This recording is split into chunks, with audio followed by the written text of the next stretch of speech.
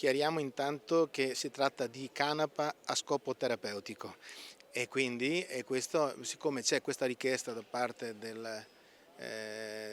sanità per utilizzare questa canapa a scopo terapeutico, una cosa che mi vede assolutamente favorevole perché abbiamo molti imprenditori agricoli,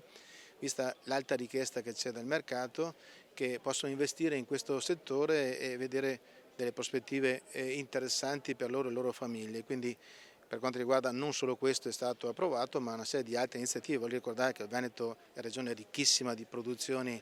enogastronomiche, siamo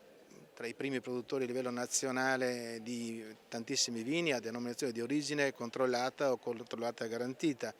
Abbiamo tanti prodotti che vengono apprezzati in tutto il mondo, quindi a maggior ragione la nostra attenzione ovviamente era riservata a tutti gli imprenditori agricoli d'Europa, ma in particolar modo agli imprenditori agricoli italiani e veneti.